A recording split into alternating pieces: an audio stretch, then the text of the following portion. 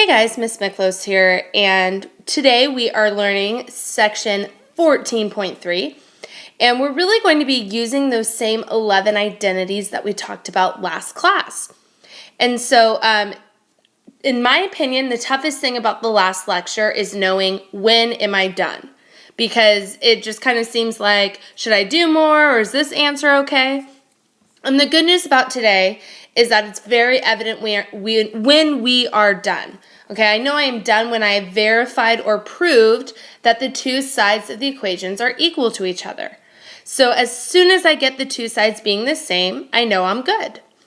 So some guidelines, just kind of to help us out. What I think is easiest is just work with one side of the equation at a time. And in fact, I always choose the more complicated side first. And the reason is we know how to make something that's complicated into something simple. It's much more difficult to take the simple one and try and make it more complicated. We're going to look for opportunities to factor, add fractions, square a binomial, or somehow create monomial denominators. We're looking for opportunities to use the fundamental identities. And one thing that could help is we can always use the other side of the equation to give us hints as to which trig functions we should be using. And once again, if nothing else is working, we can always change everything in terms of sine and cosine. So let's go ahead and get straight into number one here. So looking at number one here, secant squared minus 1 over secant squared equals sine squared. The very first thing I'm going to do is draw a line that's kind of separating the two sides of the equation. This is just a reminder for me that these are two separate problems and I'm looking at them separately, for lack of a better word. So looking at these, I think we would all agree that the left side of the equation looks more complicated. So I'm going to leave sine squared all by itself and I'm just going to deal with the left side right now. Now, we know that there are numerous things that we could do to simplify this. For example, secant squared minus 1 is part of a Pythagorean identity. We could use that.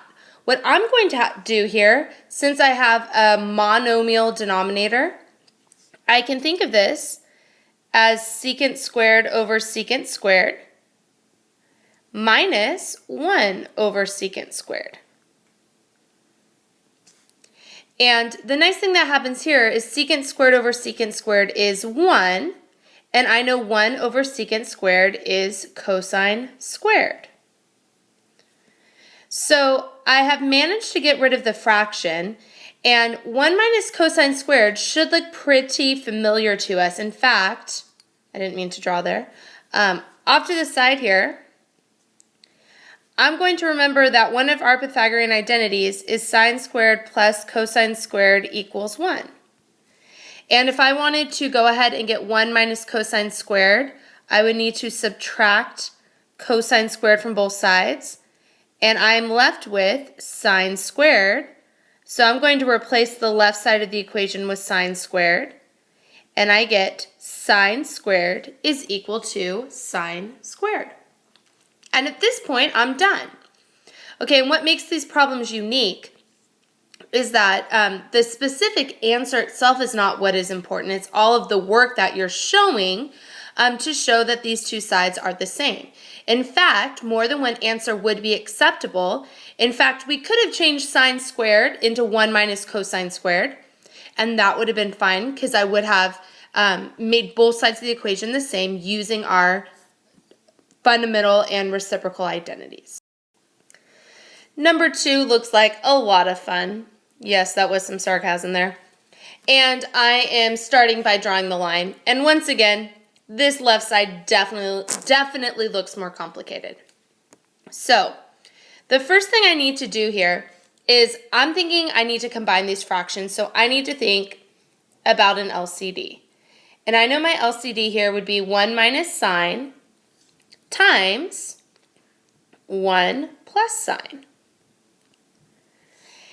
And I'm getting that because I'm multiplying these two denominators together. So I'm going to multiply this first fraction by 1 plus sine over 1 plus sine.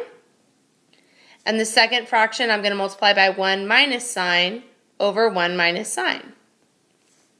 So I get 1 plus sine plus 1 minus sine over, when I FOIL that denominator, I get 1 minus sine squared. And in the numerator here, some nice things happen. I notice these signs are going to cancel each other out. So I end up getting 2 in my numerator. And that should make me happy. And this is what I'm saying, that we should use the problem to help us know what we should be doing. There's a 2 on the right side of our equation. So it makes sense that we should somehow have to get a 2 on the left side of the equation. Now, 1 minus sine squared, if I use that logic once again with sine squared plus cosine squared equals 1, I know that 1 minus sine squared is equal to cosine squared. So I can go ahead and write cosine squared in my denominator. Now at this point, they are still not exactly the same. I know I need these two to be completely identical in order for me to be done. So I want to get a secant squared in my answer, and I know 1 over cosine squared is secant squared. So it would make sense that 2 over cosine squared would be 2 secant squared. So I get 2 secant squared alpha equals 2 secant squared alpha.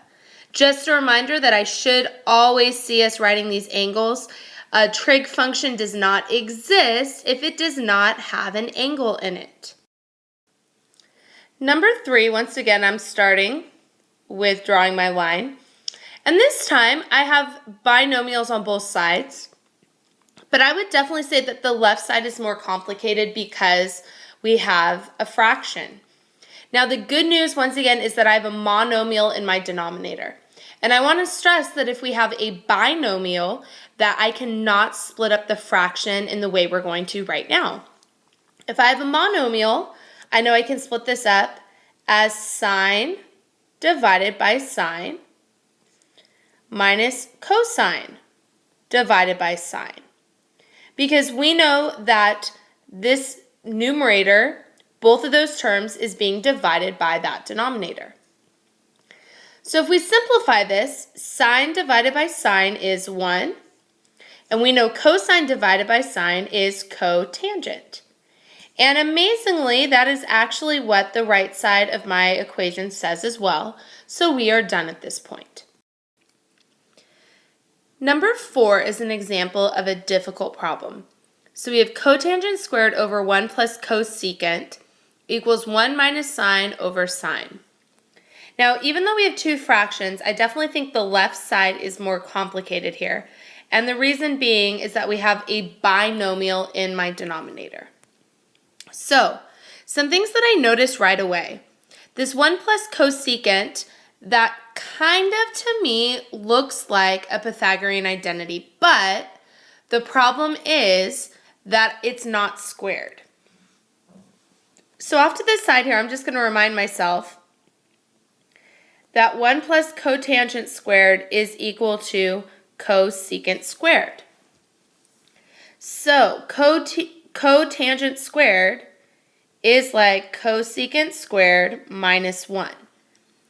And I noticed that we have some similar terms in our denominator as cosecant squared minus 1. So I'm actually going to start by replacing cotangent squared with cosecant squared minus 1. And I know this is kind of a strange move because normally we tend to replace binomials with monomials, and this seems to be a little counterproductive. But don't worry, it's going to be magical. Because I know how much we love to factor. And we know a squared minus b squared is a plus b times a minus b. That's our difference of squares pattern. And that's all that is going on here. So I'm going to factor this, and it's going to be cosecant plus 1 times cosecant minus 1 over 1 plus cosecant. And all of a sudden, something wonderful happens and those binomials of 1 plus cosecant cancel each other out, and I am currently left with cosecant minus 1. Now, obviously, that's not equal to the right side of the equation, so I'm going to do a little bit of work here, and I'm going to split this up to be 1 over sine minus sine over sine. Because I know when I have a monomial denominator, I can go ahead and split it up like this. We know 1 minus sine is cosecant, which we should be getting, and sine divided by sine is 1. So I end up getting cosecant theta minus 1 on both sides. Now, once again, I want to stress to you guys that this is not the only way we could have done this problem. And that's one of the nice things about all of our trig identities is that there are multiple methods that we could use. I personally think this was the quickest, most direct way, but some of you might have done something a little bit differently, and that is totally fine as long as we're using all of our identities correctly. Now looking at number 5, some of you guys might be thinking, oh my gosh, that one looks so incredibly difficult. However, this one is actually way easier than almost any one we've done so far. Okay, it just looks a little bit complicated. Now clearly the left side of the equation is the tougher one here. And I'm really going to think of this in terms of like 3 different problems. So I'm going to think of this part, and then the cotangent. So with that cosecant times cosecant minus sine, I'm going to distribute that cosecant, and I get cosecant squared minus cosecant times sine is actually 1. And the reason being, we know cosecant and sine are reciprocals of each other, and I know the product of any reciprocal is 1. Now my second part, I am going to divide. I know sine over sine is 1, and negative cosine over sine is negative cotangent. So notice that we're using similar tricks and tools that we've done in previous problems. And I'm not doing anything with that cotangent. Now, the nice thing that happens here is lots of stuff cancels out. These ones cancel out, the cotangents cancel out, so I am left with cosecant squared equals cosecant squared. Number 6, secant to the 4th minus tan to the 4th equals 1 plus 2 tan squared. I'm going to say that the left side here looks more complicated because I have higher exponents. And I'm actually going to move off to the side here, and I'm going to think for a second, what if we had x to the 4th minus y to the 4th? The first thing I would try and do here is factor this, and this actually is difference of squares, and it would become x squared plus y squared times, I don't know why I just wrote that, x squared minus y squared. And clearly we could keep going here if we needed to, but the whole purpose here is that when I see a binomial that is to the 4th power, it is difference of squares when we have subtraction in between the two terms. So back to my actual problem. If I factor this, it would become secant squared plus tan squared times secant squared minus tan squared. And that might not seem to be helpful at all, but we may remember that 1 plus tan squared is equal to secant squared.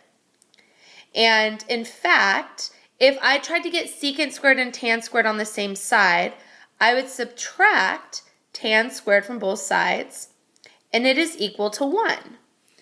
So what I'm going to do here, I'm going to go ahead and write secant squared plus tan squared times 1. And we know technically multiplying by 1 isn't really doing anything at all. So I really just have secant squared plus tan squared. Now, This is a problem where I'm definitely going to use the other side of my equation to help me in simplifying this and getting it equal to each other. I notice that over here on the right side of the equation, I don't have anything in terms of secant squared. It is all in terms of 1 or tan squared. So I want to think to myself, is there any way I could rewrite secant squared in terms of tan squared? Hint, hint, hint. And honestly, the only reason why I would really think to do this is because of using the information that is given to us on the right side. So I'm going to say that secant squared is 1 plus tan squared plus tan squared. Now when I go to add these together, I get 1 plus 2 tan squared, which is equal to 1 plus 2 tan squared. And we have gone ahead and proved that these two sides are equal to one another. So I want to point out that in the midst of all this trig stuff, we are using a ton of algebra skills. We need to know how to deal with fractions. We need to know how to factor. We need to know how to get an LCD. Okay, these concepts do not go away simply because it's trig. In fact, we need to integrate those into these new problems. Okay, and our last example of this lecture. This one, once again, it can be a little bit tougher. And I want to stress that we actually went through tough examples on this note handout just to adequately prepare you guys for what we're going to see on our homework. So looking at this, this time I would actually say that the right side of the equation is more complicated because we have this fraction. And the tough part is that this is a binomial. So 1 minus sine. Somehow, one of the things we talked about in our guidelines of what to do, one of them was thinking about how could we turn the denominator into a monomial. And 1 minus sine kind of looks like a Pythagorean identity to me. In fact, I know that sine squared plus cosine squared is equal to 1. So I know if I got the 1 and the sine on the same side, 1 minus sine squared is equal to cosine squared, and cosine squared is a monomial. So what I'm thinking about doing here is trying to make 1 minus sine into 1 minus sine squared. And no, I cannot just square everything. Okay, what I would need to do is multiply by 1 plus sine, because I know that difference of squares is what is going to work here. So I have cosine times 1 plus sine over 1 minus sine squared.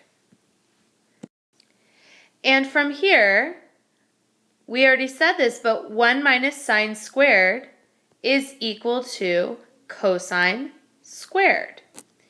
And the nice thing here is I can reduce that cosine squared and that, or the cosine and the cosine squared. So at this point, I can go ahead and I'm going to make this 1 over cosine plus sine over cosine. And that is why it is helpful to have a monomial denominator, because it makes life much easier when we're trying to simplify. And I know that 1 over cosine is secant and sine over cosine is tangent. And the right side of our equation was secant plus tangent as well.